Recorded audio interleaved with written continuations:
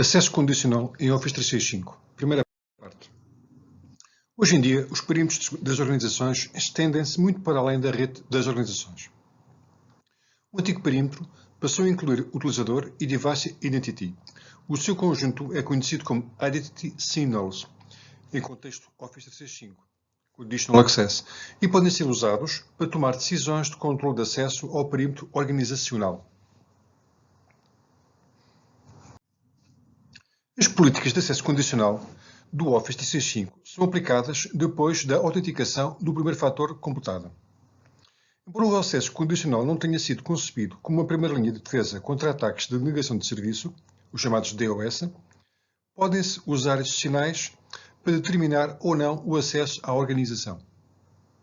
Sinais básicos, ditos como Common Signals, podem ser usados para tomar uma decisão de acesso, por exemplo, através do User ou Group Membership, através da pertença de grupos, através de políticas que podem ser direcionadas para utilizadores ou grupos específicos, portanto, através da localização de IP, em que as organizações podem especificar arranjos de IPs ou países inteiros, por exemplo, podem negar a Coreia do Norte, através de tipos de equipamento, por exemplo, telemóveis não entram, por aplicação, em que os utilizadores acedem a aplicações específicas, podem aceder às políticas de acesso condicionais diferentes umas das outras, e através também da real-time e da detecção por risco calculado.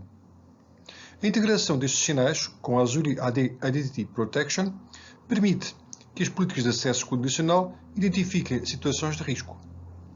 Estas políticas podem forçar a mudança de passwords antecipadas, antes do tempo de expiração, portanto, ou a acionar a autenticação por duplo fator, ou seja, por telemóvel também, por forma a reduzir o nível de risco ou bloquear o acesso até que o administrador tome decisão em relação à tentativa de intrusão ou de entrada no sistema.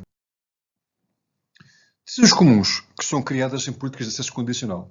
Bloquear o acesso, é mais simples, é mais radical também. Autorizar o acesso, que é menos restritiva, mas pode incluir as seguintes opções ou condicionantes. Por exemplo, exigir autenticação por múltiplo fator, exigir que o equipamento device seja marcado como compliant, ou seja, que tenha pelo menos algum tipo de requisitos mínimos, por exemplo, uma password lock no telemóvel, ou exigir um hybrid Azure AD Joint Device, os quais são equipamentos com computadores adicionados à rede on-premise, são puxados para dentro da Azure Active Directory. Isto acontece por defeito, devo dizer, no Mi 5. Políticas de acesso condicional aplicadas mais frequentemente são aquelas que requerem Multi-Factor Authentication, MFA, para users com papéis administrativos muito elevados, por exemplo, a direção. O requerimento de MFA para Azure Management Tasks, a gestão, como criar políticas de acesso condicional. Bloquear sign-ins para utilizadores que usem o Legacy Authentication Protocols, por exemplo, quem usa ainda Outlook 2010, pode ser bloqueado com estas políticas.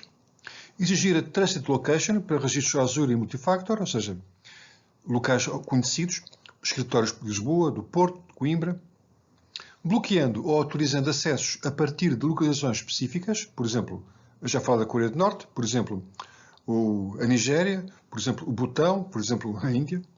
Se não há ninguém a trabalhar lá, nossa organização, porque temos acessos abertos ou permitidos na Índia ou no Butão.